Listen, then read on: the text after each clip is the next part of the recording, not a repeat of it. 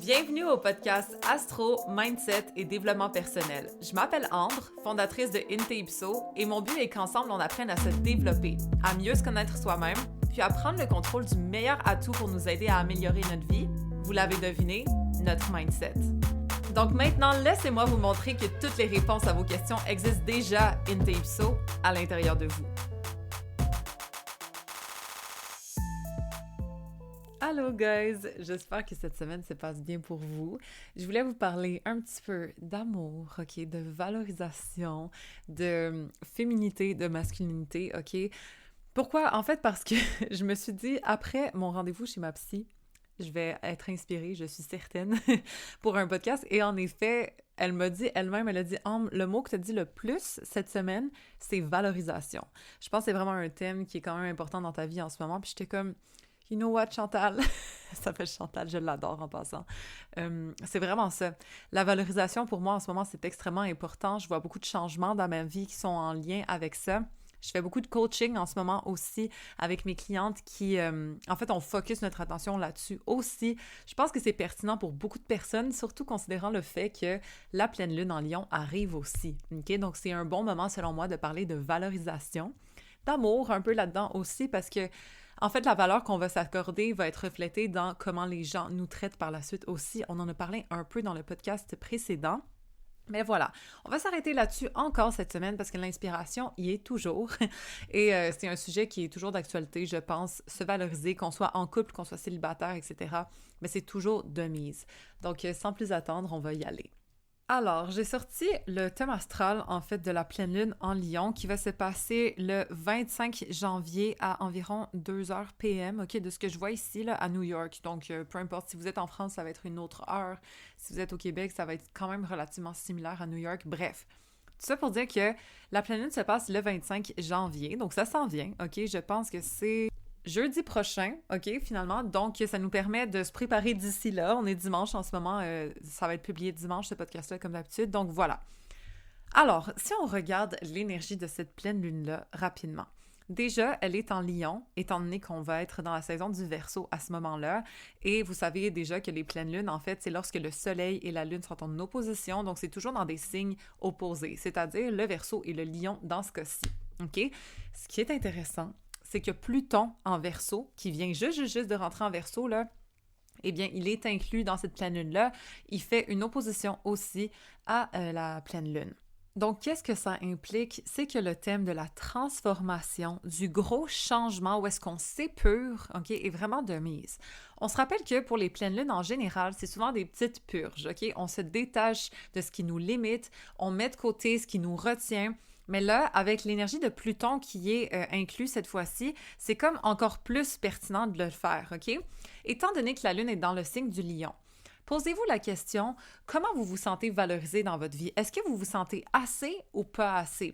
Est-ce que peut-être vous diminuez votre lumière pour les autres ou vous l'allumez vraiment puis vous êtes 100% vous-même et assumé? OK? À quel degré vous l'êtes ou pas? C'est important de se poser cette question-là peut-être parce que c'est ici qu'on peut changer notre narratif au niveau de est-ce que je prends ma place assez? Est-ce que je m'assume assez? Est-ce que je suis fière de moi assez? Est-ce qu'on me valorise assez? Est-ce que je me valorise assez aussi? Ça va être important de se poser ces questions-là, OK? Le 25 janvier, là, c'est particulièrement de mise. Aussi, une énergie que j'aime bien de cette pleine lune-là, c'est la lune qui est en carré à Jupiter, OK? Jupiter, disons, en carré, ça peut amener des idées de grandeur, ça peut amener un peu d'excès. Mais en fait, c'est simplement qu'on est extra optimiste, OK? On l'est d'une façon qui n'est pas nécessairement bien maîtrisée, étant donné que c'est un carré, mais ça reste très expansif comme énergie. Donc, c'est intéressant ici que cette confiance-là, faut pas qu'elle tombe dans le cockiness non plus, mais c'est bien si on en profite puis on y va un peu en expansion, OK? Ça fait pas de tort. Surtout considérant le fait que la majorité du monde, selon moi, ne se valorise pas assez, / tolère certains comportements, / peut-être ont peur du jugement, se limitent dans leur expression personnelle, d'accord? Et là, étant donné que c'est sur l'axe du Verseau et du Lion, c'est bien l'axe de l'individualité, OK? Et de prendre sa place dans le monde et de briller, OK? Le Lion brille, le Verseau se différencie. C'est très, très individualiste, OK? Comme pleine lune. Et donc, c'est intéressant de mettre sujet-là de l'avant et de se permettre de briller un peu plus. Tu sais, c'est où que je peux me permettre de prendre un peu plus ma place? C'est où que je peux me permettre de me faire un peu plus valoriser, OK? Allez regarder aussi, entre autres, où est-ce que se trouve le lion dans votre thème. Par exemple, moi, c'est dans ma maison 7, OK? Donc, c'est vraiment clair que c'est au niveau relationnel qu'il faut que je détermine si je me sens valorisée assez ou pas. OK? Donc, pour quelqu'un d'autre, par exemple, ça pourrait être, je sais pas, moi, la maison 10, au niveau professionnel. Est-ce que vous sentez que vous êtes mis de l'avant? Est-ce que vos compétences sont reconnues? Est-ce que vous vous sentez fier de ce que vous accomplissez ou peut-être vous n'êtes pas exactement à la bonne place? Bref, il faut se poser ces questions-là, dépendamment de dans quelle maison le lion va être touché, d'accord? La lune, elle va être à 5 degrés en lion. Donc, allez regarder dans quelle maison le 5e degré du lion se trouve, d'accord? Donc, ça peut être intéressant de regarder ça, à savoir qu'est-ce qu'on doit purger, qu'est-ce qu'on doit vraiment approfondir comme sujet. Personnellement, moi, c'est le couple, OK? C'est mes valeurs au niveau union, partenariat, comment je me priorise dans cette union-là, comment l'autre me priorise, etc., OK? Donc, voilà. Je suis bien alignée par rapport à ça, donc...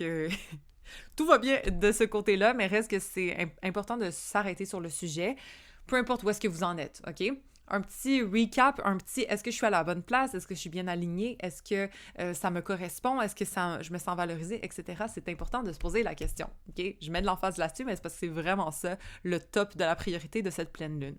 Et ayez pas peur de couper tout ce qui ne s'aligne pas avec ça dans votre vie. Puis là, c'est parce que je suis Scorpion que je vous dis ça. Moi, couper, ça me fait plaisir la majorité du temps, surtout si c'est quelque chose de négatif dans ma vie. Mais c'est pas tout le monde qui est comme ça, c'est sûr. Donc, c'est pas de vous forcer à faire de quoi nécessairement, mais c'est plus que l'énergie de Pluton est là, OK? Et elle est forte. Et il vient de rentrer en Verseau en plus. Donc, son énergie est vraiment potent, OK? Puissante, très, très concentrée, si je peux dire. Donc, purgez ce qui ne vous apporte plus de valorisation. Détachez-vous de ce qui vous retient au niveau de votre lumière, au niveau de votre talent, au niveau de votre expression de vous, votre confiance. Détachez-vous de ce qui vous retient à ce niveau-là. C'est super important de s'en rappeler. Puis bon, Mars et Mercure sont toujours en Capricorne, en conjonction d'ailleurs, bien aspectés à Jupiter et Uranus. Nice. Donc, ça montre ici qu'on a envie de changement, on a envie d'avancer. Même mentalement, on est prêt à l'action, en fait, OK? Parce que Mercure égale le mental, Mars égale l'action. Quand c'est en conjonction, c'est très driven, c'est très je réfléchis, mais j'agis aussi, OK? Donc, on peut utiliser cette énergie-là avec nous dans un signe, le signe du Capricorne qui est très persévérant, très drivé, très motivé à accomplir ses buts, d'accord? Donc, on peut avoir ça derrière nous, ça peut être intéressant au niveau des objectifs qu'on se met. Puis bon, notre valorisation, juste de faire les actions tangibles, en fait, qui nous permettent d'avancer vers ça. C'est ça que cette énergie capricornienne nous donne. D'ailleurs, Vénus y est aussi, OK? Donc, c'est bien ici. Moi, je trouve que on a comme le petit coup de pied dans le cul. La tape dans le dos du Capricorne pour nous permettre d'aller atteindre ces buts-là, en fait. Et puis, bon, les planètes en Capricorne sont en carré à Chiron et au nœud nord en Bélier, OK? C'est pas l'aspect le plus gros de cette pleine lune-là, bien honnêtement, mais simplement, le nœud nord et Chiron en Bélier, ça montre qu'on doit guérir notre manque de confiance, on doit s'assumer plus, foncer plus vers nos buts, être capable d'aller vers nos désirs sans remords, OK? Sans se soucier de comment ça va affecter les autres, sans se dire « Oh, mais non, là, je peux pas faire ça », puis être complaisant, OK? Se détacher du nœud sud en balance. Toutes nos qualités de people pleaser et tout, c'est toujours de mise, OK? Et ça va l'être pour encore plusieurs mois, si pas années, là, il me semble qu'on en a encore 1 an et demi de ça. C'est le fun, OK? C'est un peu plus individualiste, c'est un peu plus focusé sur ses buts, son avenir, ses désirs, se mettre de l'avant, s'assumer, foncer la tête baissée et s'en foutre un peu de comment c'est perçu par le reste. Donc, intéressant comme énergie en général. Je veux dire, ça, ce que je viens de dire, ça s'applique pas nécessairement à la pleine lune, ça s'applique à l'année 2024 en entier déjà. Donc, c'est intéressant. On peut venir guérir une petite blessure au niveau de notre estime ou de notre confiance parce que Chiron est impliqué là-dedans. Bref, se mettre de l'avant, c'est vraiment le mot d'ordre, OK, en 2024, ainsi qu'à travers cette pleine lune-là.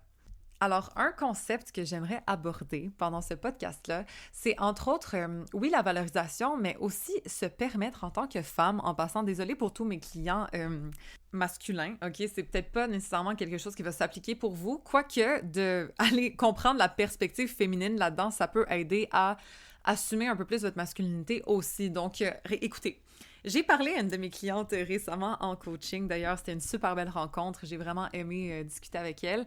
Et puis, bon, c'était surtout par rapport à l'amour, OK? Elle se cherchait quelqu'un. Super belle femme en passant, là, si tu m'écoutes, très jolie. Et puis, elle avait besoin de mes conseils, en fait, pour être capable de bien manifester son homme, tu sais, d'y aller un peu plus en profondeur. Donc, on a parlé de ça. En passant, si jamais vous voulez des séances de coaching, c'est toujours disponible dans mon lien, mon site web. Et bref, je lui ai expliqué un concept que je pense qu'elle a trouvé intéressant et je suis certaine que plusieurs d'entre vous pourraient bénéficier, OK? Moi, cette année, j'ai appris à reculer dans ma féminité, OK? Et puis, les polarités féminin, masculin, on en parle souvent. Je trouve que, OK, ça peut faire du sens, mais d'une façon tangible, l'appliquer, par exemple, c'est différent et j'ai vraiment trouvé une espèce de petite formule qui me permet de reculer dans mon énergie féminine et de me faire gâter, OK? De me permettre de recevoir. Je vous explique. Dans le fond, au lieu de... Tu sais, l'énergie masculine, c'est quoi, en fait? C'est d'entreprendre, d'avoir la prise d'initiative, d'être toujours sur le go, go, go, etc., OK?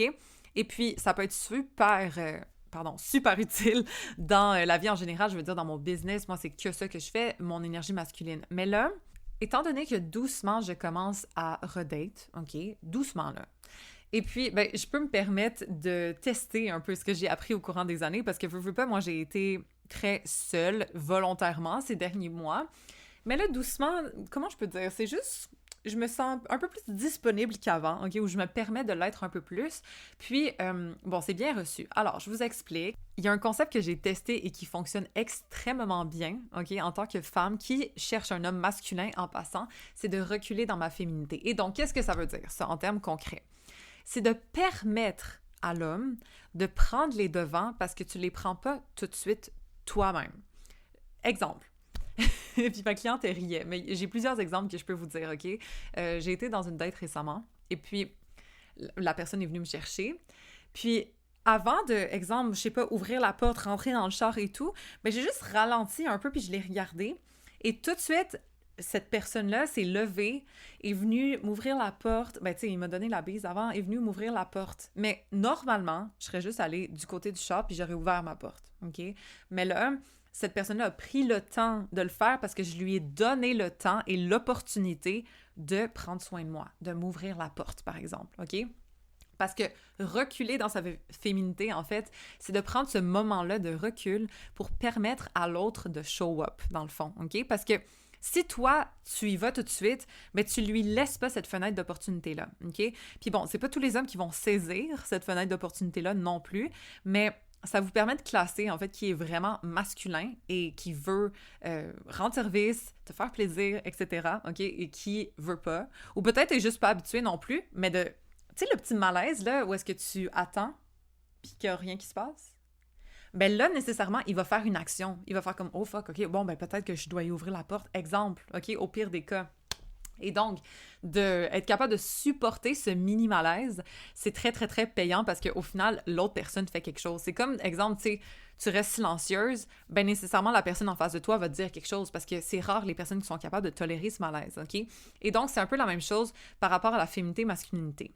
Si tu recules dans ta féminité et tu permets 1 à 2 secondes de plus qui lui donne la fenêtre d'opportunité de faire quelque chose, crois-moi qu'en général, dans la majorité du temps, il va faire une action qui peut te plaire. Par exemple, un autre exemple. On est allé dans un beau resto, OK?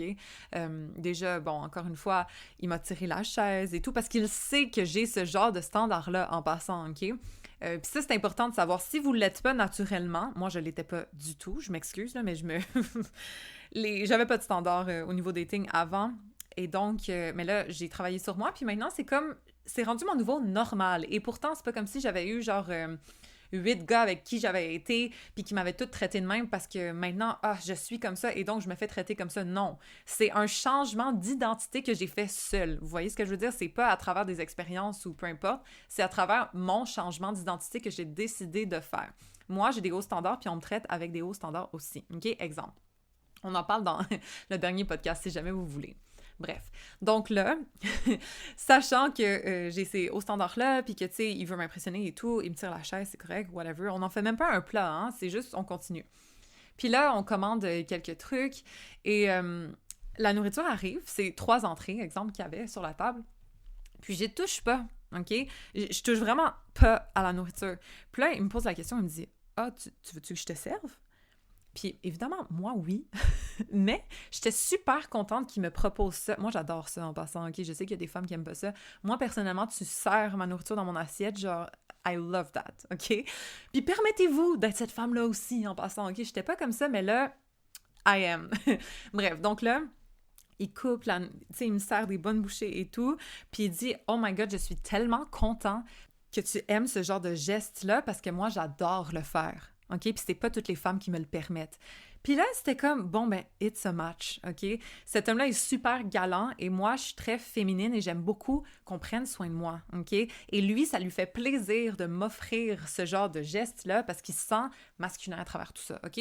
Je sais que c'est pas tout le monde qui va apprécier ça. Je sais que, exemple, il y a des femmes qui apprécient moins, mais je vous jure que le plus que vous ouvrez votre porte de recevoir, le plus que la vie est belle et simple et légère. Ça vaut la peine d'être de ce côté-là plutôt que du côté indépendant que je me débrouille puis je fais ce que je veux puis je coupe ma bouffe puis je mets mon manteau puis je pousse ma chaise.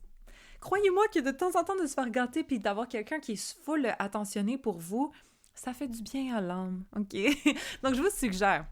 Ensuite, bon, on se lève puis il est debout, il tient mon manteau pour que je le mette puis tu sais, il me disait « Ah, le monde regarde mais comme moi, ça me fait sentir masculin d'être capable de te faire ça. » Donc, tout ça pour dire que pensez pas qu'il y a des standards trop hauts, OK? Puis ça, c'est pas grand-chose. Bien honnêtement, là, c'est juste des petits gestes de galanterie qui sont normaux ou qui devraient être normalisés, selon moi, là. C'est juste de la galanterie, c'est juste être un gentleman ou, tu sais, être quelqu'un qui prend soin de l'autre puis qui pense à l'autre, OK?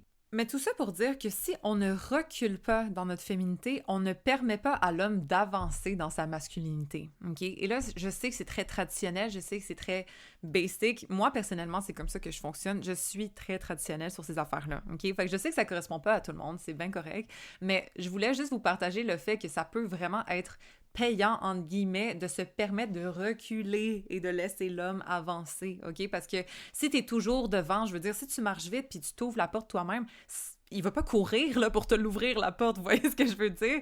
Donc, de laisser le champ libre là-dessus, la majorité des hommes vont prendre l'opportunité de vous faire plaisir, OK? En général. Évidemment, pas tous d'une façon naturelle. Il y en a certains qu'on doit, tu sais, peut-être lui faire comprendre un peu plus clairement, OK? Passer un message un peu plus direct, genre « Ah, mon chéri, ça me fait tellement plaisir quand tu m'ouvres la porte, merci de le faire. » Tu sais, exemple, s'il le fait à un moment donné, parce que comme, je sais pas, là, ça a donné.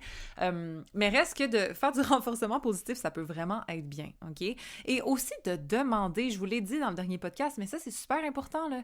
Votre chum, en général, il va pas nécessairement lire dans vos pensées, OK? Et de s'attendre à quelque chose. Parfois, ça peut être traître parce que l'autre ne va pas nécessairement répondre à nos attentes, puis ça se peut qu'on soit déçu, qu'on ait du resentment, peu importe. C'est pas le but. Au contraire, c'est la communication ouverte qui peut être intéressante, mais si vous commencez à dater, OK, ça peut être un bon moyen de classer un peu les hommes, si c'est ça que vous recherchez, bien évidemment, OK? Moi, c'est ça que je recherche, mais c'est pas tout le monde, puis je respecte ça.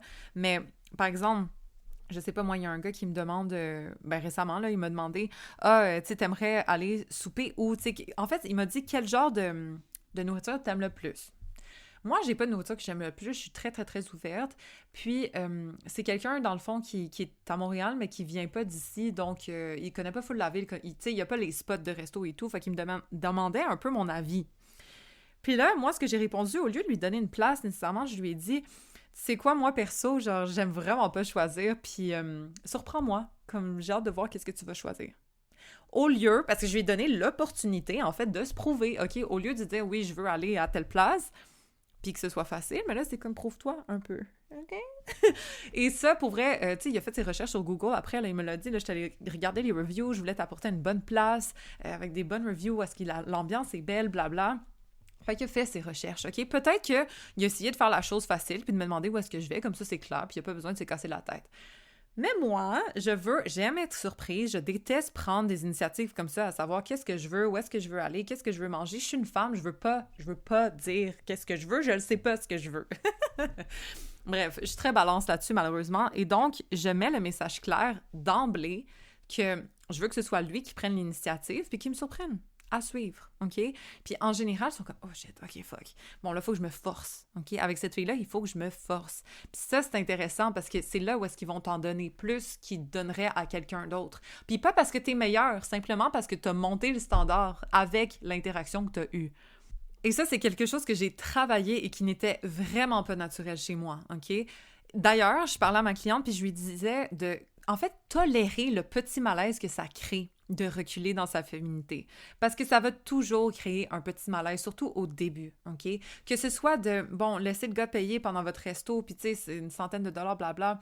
Peut-être que t'as pas l'habitude de te faire gâter comme ça, puis t'es comme, ah, tu te sens mal, mais au lieu de dire, ah non, tu sais quoi, je peux t'aider ou quelque chose, laisse-le faire, OK? Si jamais il y a besoin de ton aide, il va te le dire. Mais de reculer dans ta féminité, justement, puis de laisser ce 1 à 2 secondes de malaise, entre guillemets, ben ça va permettre à cet homme-là de show up.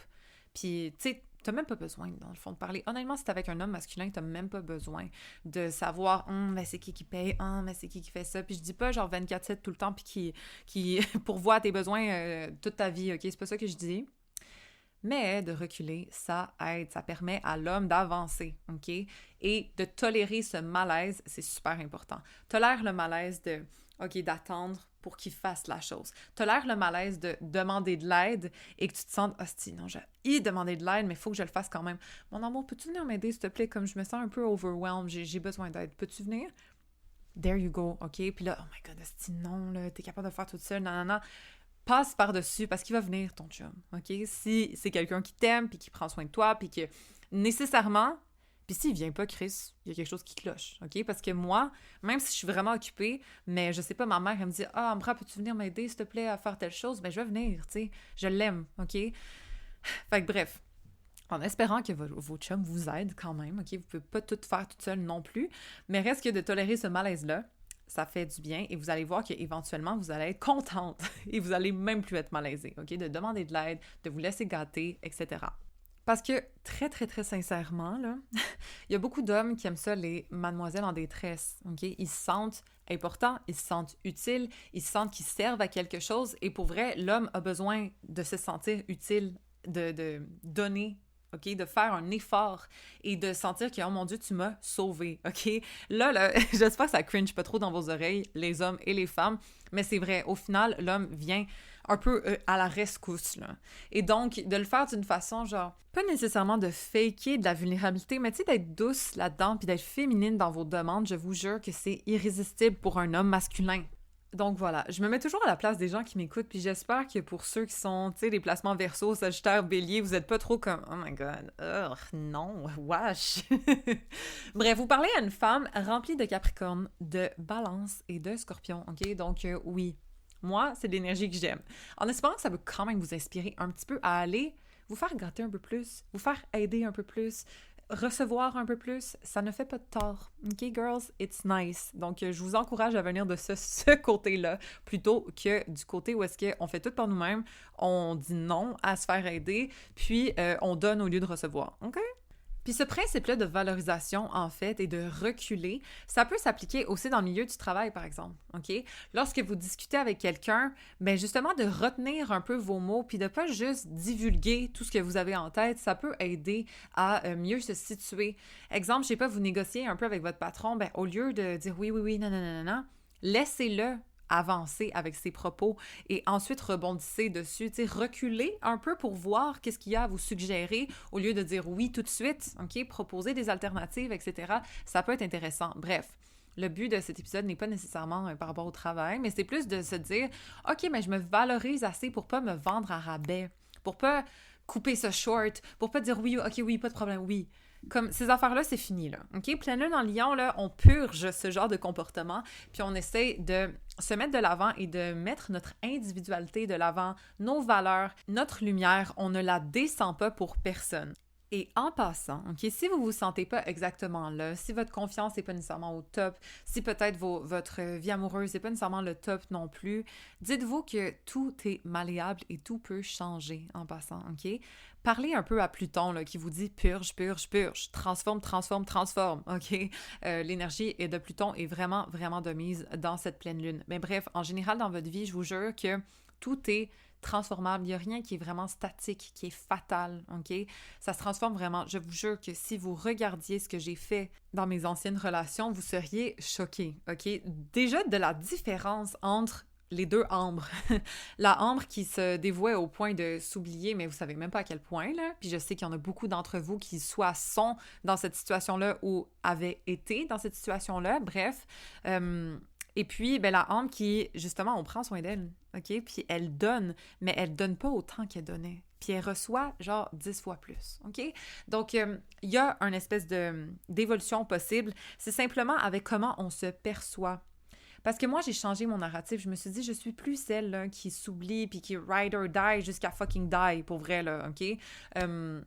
Je suis celle qui apporte de la valeur, qui apporte de la positivité, qui fait une différence dans la vie de l'autre, mais sans m'oublier. Et je me permets de recevoir de l'autre aussi. Pas juste être dans le donne, OK? Il y en a beaucoup d'entre vous qui sont là-dedans. Je l'ai été aussi, je comprends.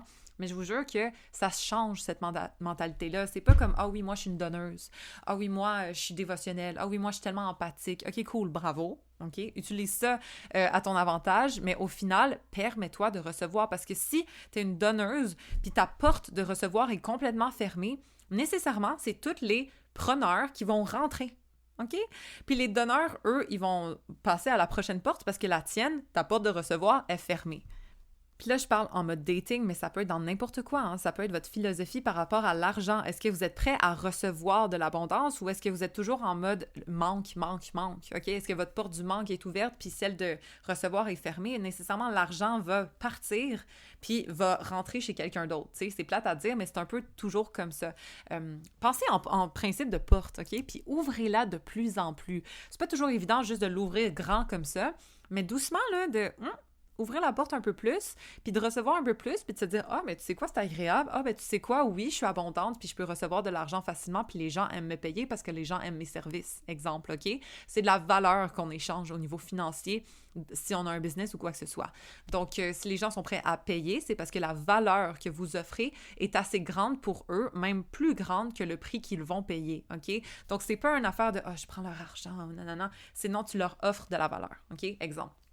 Principe là, simple, mais par rapport à l'abondance. Donc, c'est juste de savoir nos portes ont l'air de quoi, OK? On analyse ça au niveau argent, au niveau amoureux, au niveau abondance, au niveau chance. Est-ce que je suis quelqu'un qui est malchanceuse ou est-ce que je suis quelqu'un qui est chanceuse? Qu'est-ce que je me dis comme narratif? Est-ce que ma porte d'opportunité, elle est super grande ouverte ou est-ce qu'elle est fermée parce que je me dis qu'il n'y a rien de bon qui m'arrive puis tu sais, ah ouais, non, mais ça arrive, tu sais. Les autres, ouais, mais moi, j'ai toujours des malchances. OK, mais c'est parce que c'est toi-même qui te ferme la porte de la chance puis qui t'ouvre la porte de la malchance, OK?